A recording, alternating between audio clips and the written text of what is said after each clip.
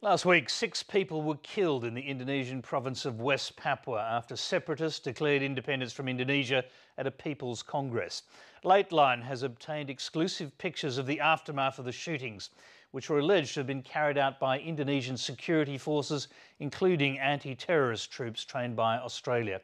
Indonesia says the declaration in the restive province is an act of treason, and people have been charged according to the law.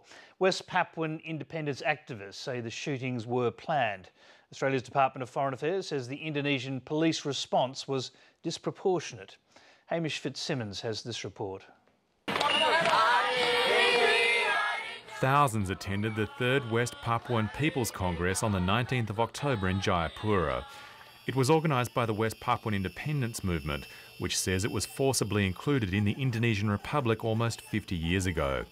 And last week, the Congress took the dramatic step of declaring independence from Jakarta and electing its own government.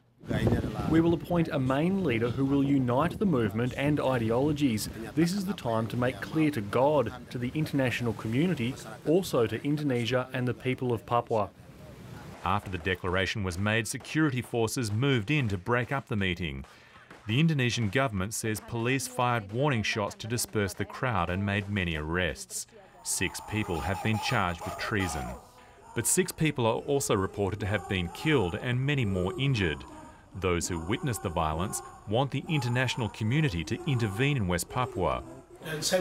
I call on the churches around the world to care about this. I'm calling for an intervention for us because today's events show that we need a transitional government, and this needs to happen to help the people of Papua.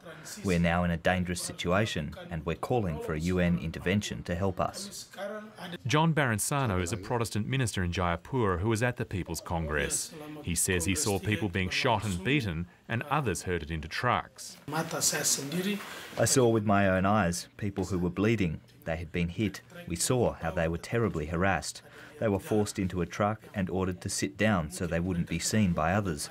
But if we were up higher, we could see what had been done to them. Anglican minister Peter Woods lived in Indonesia for many years and is dedicated to helping West Papuans achieve independence. He was in Jayapura during the Congress and filmed interviews with many of the independence movement's leaders. He says the security forces waited until independence was declared at the meeting. The army, the special police, the BRIMOB, the Densus 88, which had been along the road for the last 3 days in various barracks and positioning areas, they all moved in and started firing. The Indonesian government says there were deaths, but not at the site of the Congress, and the victims' wounds were not gunshot wounds, but from a sharp weapon. This vision has been supplied by West Papuan independence activists and can't be independently verified. It appears to show many bullet holes. Reverend Woods believes the violence on the 19th was premeditated. It was very well planned, and they waited until the declaration had been made. The justification for that was that, well, we've heard variously, a coup d'etat was being planned, or a state within the state of Indonesia was being declared. Among the troops were soldiers from the Densus 88 unit, Indonesia's elite anti-terror squad, which is funded and trained by Australia and the United States.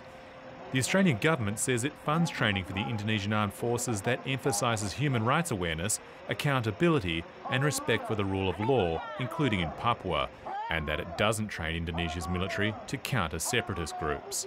The Greens want military training halted. The Australian government should immediately suspend all support for the Indonesian military. It should, as a matter of urgency, send a fact-finding mission to the region. Elite police from Jakarta and Indonesia's National Commission for Human Rights are investigating the shootings.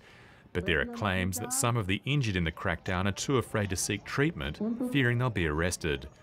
One of those is Abraham Kareni, who was a representative at the Congress. Then the security forces, they immediately held pistols and opened the door of the car of the Prime Minister.